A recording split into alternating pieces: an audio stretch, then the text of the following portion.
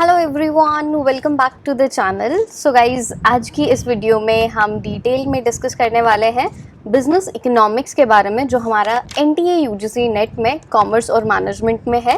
सो आज मैंने टॉपिक्स की लिस्ट बनाई है जो हमारे कॉमर्स में क्वेश्चंस पूछे जाते हैं, किस टाइप के क्वेश्चंस आते हैं, कौन कौन से इंपॉर्टेंट टॉपिक है। आज हम इस वीडियो में जल्दी से डिस्कस करेंगे सारे टॉपिक्स के बारे में। टॉपिक्स के नेम मैं आप लोगों को बताऊंगी, सो कॉपी पेन लेकर बैठो और जो भी टॉपिक आपको नहीं आता है इसमें से कमेंट बॉक्स में कमेंट करके बताओ कि कौन सा टॉपिक आपको समझ में नहीं आता है। सो डेफिनेटली अपकमिंग वीडियोस में हम उस टॉपिक को कवर करेंगे, right. So guys, welcome back to the channel. So my name is Priyanka Bansal. आप देख रहे हैं हमारे चैनल पे बहुत सारी वीडियोज़ आती रहती हैं, सो चैनल को सब्सक्राइब कर लीजिए। जल्दी से शुरू करते हैं हमारा आज का topic. So basically first chapter basic हमारा माइक्रो इकोनॉमिक्स के बारे में है, सिलेबस के बारे में। सो माइक्रो और मैक्रो में क्या डिफरेंस होता है ये आपको पता होना चाहिए। Plus normative economics, positive economics क्या होती है, इनका डिफरेंस आपको पता होना चाहिए।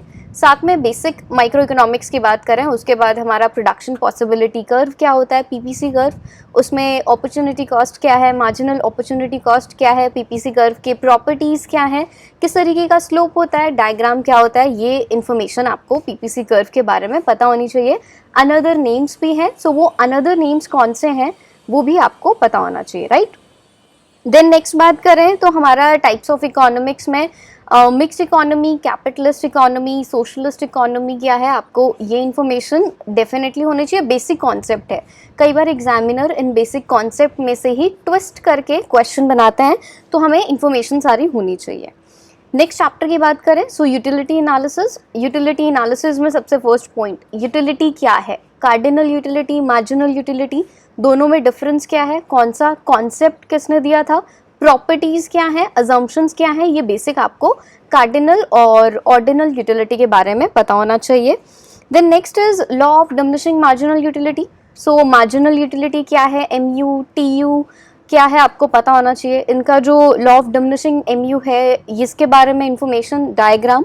Then consumer equilibrium in case of single commodity and consumer equilibrium in case of several commodity, right.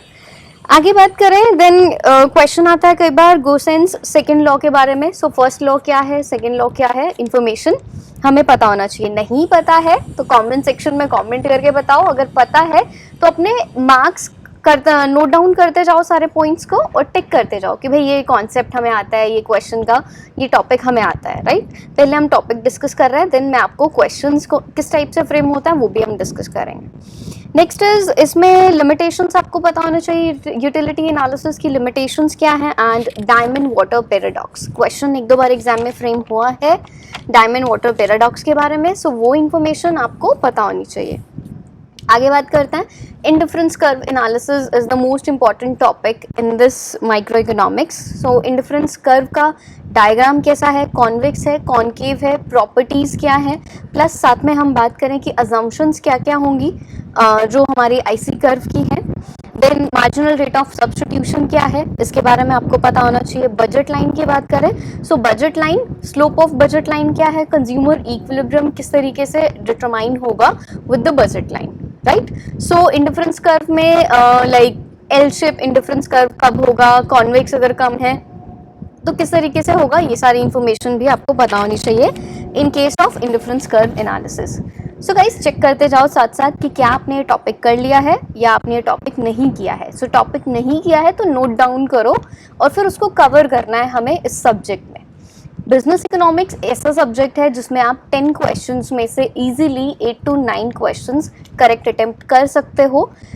थोड़ा सा प्रैक्टिस की रिक्वायरमेंट है, इजीली हो जाएंगे आपसे ये सारे question correct. Next chapter, another important one, demand. So demand analysis में डिमांड कर्व क्या है, डिमांड कर्व का डिमांड जो स्लोप होता है बेसिकली वो क्या होता है, demand function, determinants of demand, then substitute goods कौन से हैं, नॉर्मल गुड्स कौन से हैं, इंफीरियर गुड्स, सुपीरियर गुड्स क्या है, गिफन गुड्स क्या है, बैंड विगन इफेक्ट क्या है, स्नोब इफेक्ट क्या है। सो ये information basic then price effect, income effect, then आपका सब्स्टिट्यूट इफेक्ट क्या है, ये इन्फॉर्मेशन आपको डिमांड एनालिसिस में ज़रूरी है। देन लॉ ऑफ डिमांड में assumptions of law of demand, then exceptions of the law of demand, then exceptions of law of demand में साथ में ही movement along the demand curve and shift in the demand curve. जो हमारा increase in demand curve वो decrease in demand curve होता है, साथ में कॉन्ट्रैक्शन और extension of demand curve.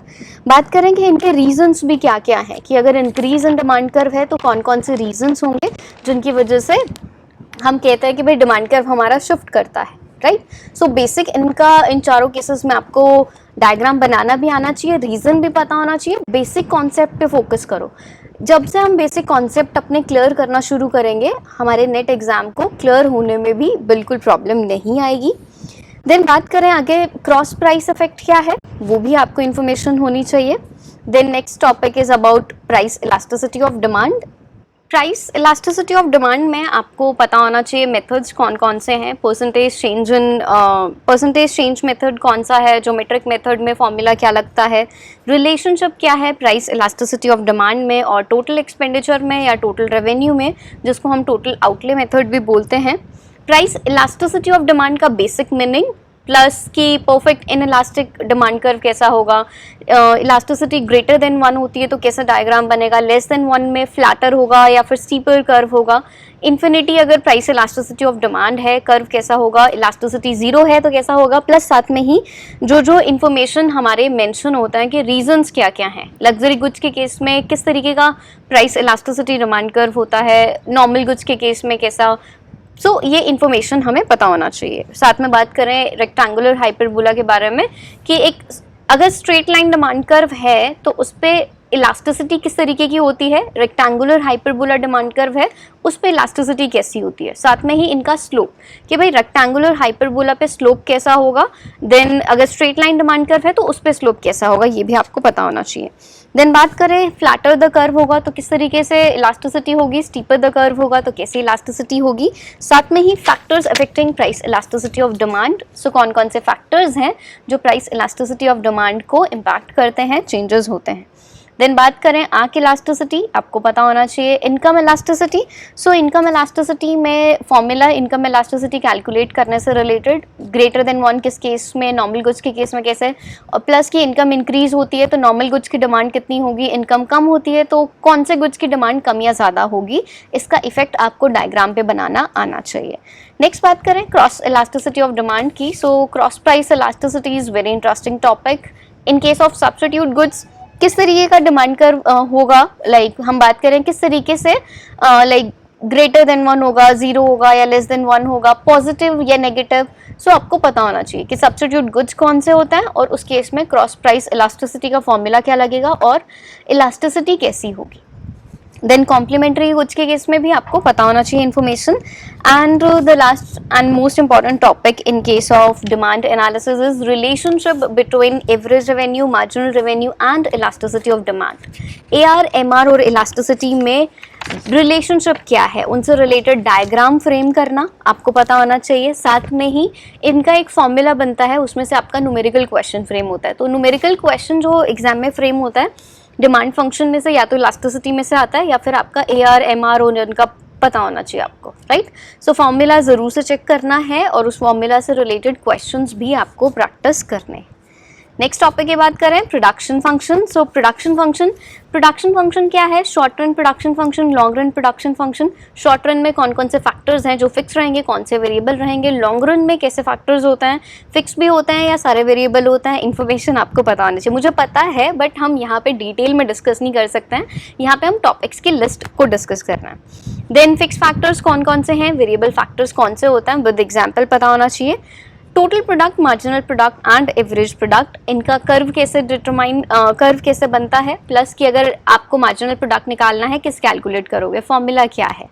Law of variable proportion and law of variable proportion में जो 3 स्टेजेस होती है, increasing returns to scale, diminishing returns to scale and the negative returns to scale. So ये भी आपका इंपॉर्टेंट टॉपिक रहेगा। Then postponement of the law. So ये जो हमारा टॉपिक है इसमें पोस्टपोनेंट कौन कौन से हो सकते हैं इन case of law of variable proportion, right. Next बात करें प्रोडक्शन फंक्शन में ही इंपॉर्टेंट है कॉप-डुगल्स प्रोडक्शन फंक्शन। हमारे कॉमर्स में बहुत बार क्वेश्चंस पे आता है, मैनेजमेंट में भी क्वेश्चन फ्रेम होता है कॉप-डुगल्स प्रोडक्शन फंक्शन से।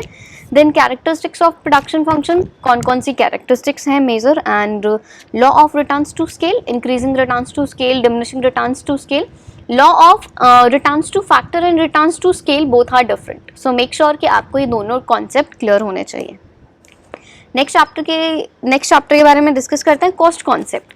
सो कॉस्ट कॉन्सेप्ट में सबसे पहले एक्सप्लिसिट कॉस्ट क्या है, इम्प्लिसिट कॉस्ट क्या है, अपॉर्चुनिटी कॉस्ट क्या है, short run cost, long run cost, total cost, variable cost के साथ साथ आपको fixed cost, average cost, marginal cost, ये सारी हर तरह की कॉस्ट का डायग्राम प्लस इनका बेसिक मीनिंग और फॉर्मूला टिप्स पे होना चाहिए।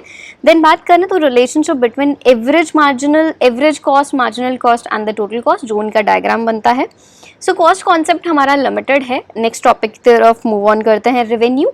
सो रेवेन्यू में total revenue, marginal revenue, average revenue, इनका कर्व, इनका formula, then forms revenue curve in different markets. It means what will be the revenue curve in case of perfect competition, in case of monopolistic competition, in case of oligopoly. So ये आपको with elasticity पता होना चाहिए कि कौन सी market में किस तरीके की इलास्टिसिटी होती है और इनका रेवेन्यू कर्व कैसे बनेगा, राइट।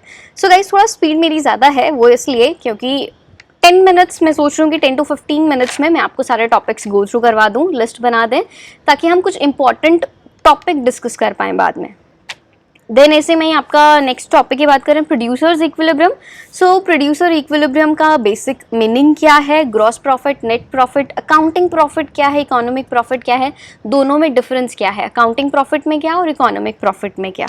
देन कंडीशंस कौन कौन सी होंगी प्रोड्यूसर इक्विलिब्रियम की। इन कंडीशन से क्वेश्चन आपका एग्जाम में फ्रेम होता है, जो हमारा मार्जिनल रेवेन्यू और मार्जिनल कर्व का टॉपिक है। मार्जिनल एमआर और एमसी अप्रोच के थ्रू हम जो इक्विलिब्रियम कैलकुलेट करता है, इसमें से न्यूमेरिकल क्वेश्चन भी मे बी पॉसिबल आपका फ्रेम हो जाए और इट मे बी पॉसिबल कि आपसे कंडीशन पूछी जाती है, राइट।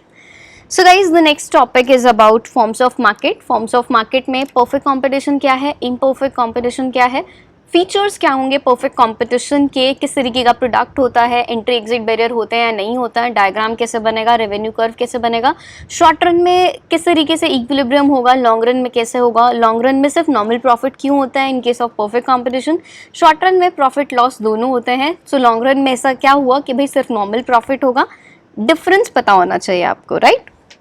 देन इम्परफेक्ट कॉम्पिटिशन क्या है, इसका मीनिंग।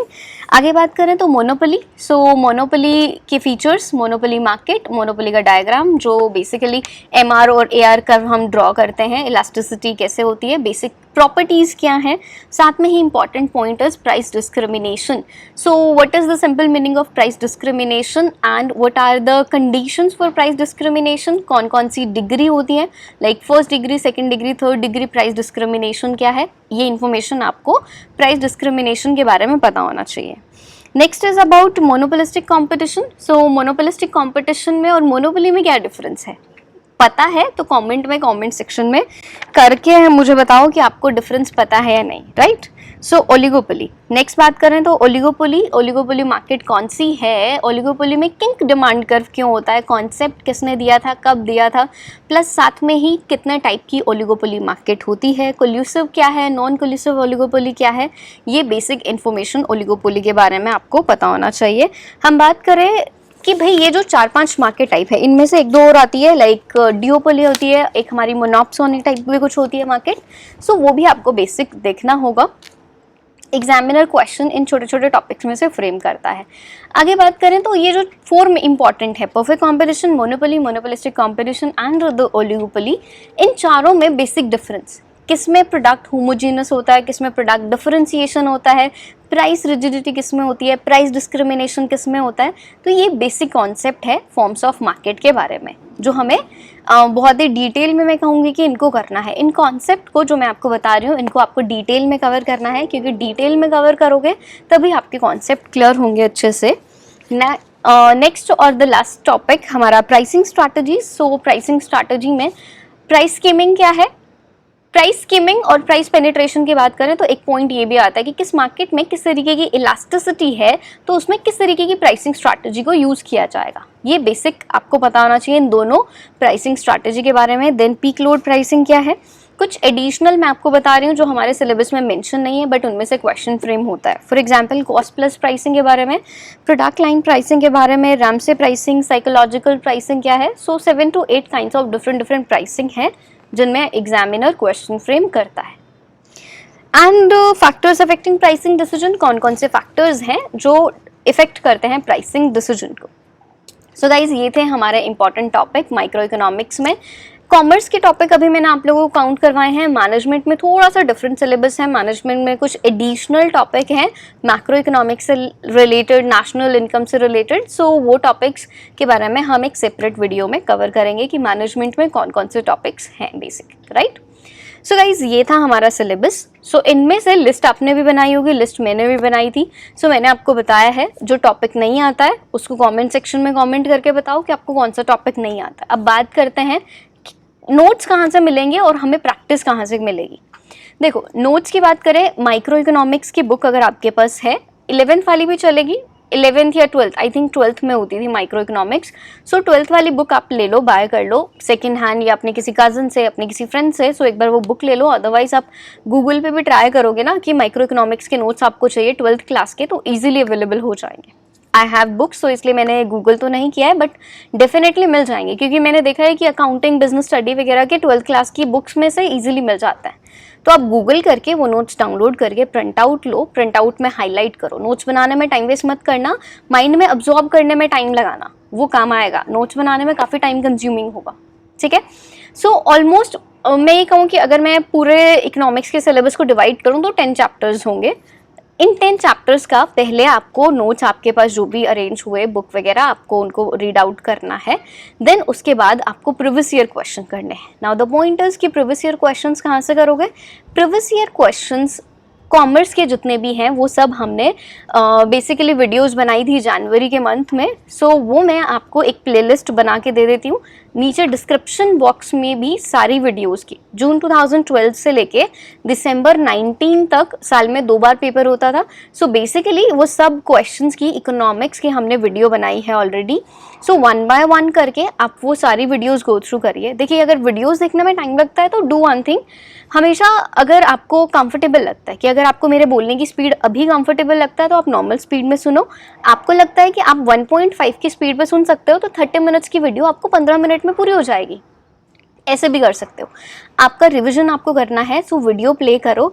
सेटिंग में जाके ना प्लेबैक स्पीड अपनी इंक्रीज़ कर लो जितना भी आपको कंफर्टेबल रहता है। मोस्टली क्या होता था कि जब मैं ऐसे वीडियो सुनती थी तो मैं 1.5 या 1.75 में सुनती थी, क्योंकि ये होता है ना कि एजुकेटर से जब हम हैबिट हो जाती है सुनने की तो हम ज़्यादा स्पीड में सुनेंगे तो टाइम कम लगेगा बट चीज़ें अब्जॉर्ब होती जाएंगी। बट द पॉइंट इज कि फुल कॉन्सेंट्रेशन के साथ आपको सुनना है वीडियो। डिटेल में सारे प्रीवियस ईयर क्वेश्चंस को हमने कवर किया है। अब रही बात मैनेजमेंट के प्रीवियस ईयर क्वेश्चन या फिर कॉमर्स वाले स्टूडेंट्स के लिए एडिशनल क्वेश्चंस कहाँ से आएंगे प्रैक्टिस करने के लिए, तो वो भी आपको टेंशन लेने की बिल्कुल ज़रूरत नहीं है। अपकमिंग वीक में जो हमारा बेसिकली 5 to 7 डेज में हम मैनेजमेंट के इकोनॉमिक्स के सारे प्रीवियस ईयर क्वेश्चन जून 2012 से लेकर दिसंबर 19 तक के, ठीक है। सो सारे प्रीवियस ईयर क्वेश्चंस आपको 10 to 20 वीडियोस में कवर करके मैं आपको प्रोवाइड करूंगी। सो आप प्लेलिस्ट में जाके चेक करोगे तो सारी वीडियोस डेफिनेटली आपको देखनी है। सो इकोनॉमिक्स के PYP आपने अगर कॉमर्स और मैनेजमेंट के कर लिए देन उसके बाद आप जब मॉक टेस्ट लगाओगे तो बहुत ईजी रहेगा, ठीक है। इस तरीके से हमें इस सब्जेक्ट को डील करना है और A to Z चीज़ें हमें डिटेल में डिस्कस करनी है और डिटेल में समझना है। सो इकोनॉमिक्स के 1-2 टॉपिक जो आप लोगों को नहीं आएंगे कमेंट सेक्शन में आप कमेंट करोगे, उनकी सेपरेट से वीडियो मैं आप लोगों के लिए डेफिनेटली बनाऊंगी। और प्रीवियस ईयर क्वेश्चंस आपके विदिन 5 डेज मैनेजमेंट के और कॉमर्स के सारे कंप्लीट हो जाएंगे। जितनी ऑलरेडी वीडियोज़ अवेलेबल हैं वो आपको डिस्क्रिप्शन बॉक्स में मिल जाएगी, ठीक है। So guys thank you so much for watching this video. So आप लोगों को वीडियोस कैसी लग रही है डेफिनेटली बताइए मुझे, क्या इम्प्रूवमेंट की रिक्वायरमेंट है, किस टॉपिक से रिलेटेड आपको वीडियोस पसंद है, आपको अच्छी लगती है, तो डेफिनेटली मैं अपनी तरफ से अपना बेस्ट करूँगी। So thank you so much everyone for watching this video. Channel को सब्सक्राइब करना बिल्कुल मत भूलना, चैनल को सब्सक्राइब कर लीजिए।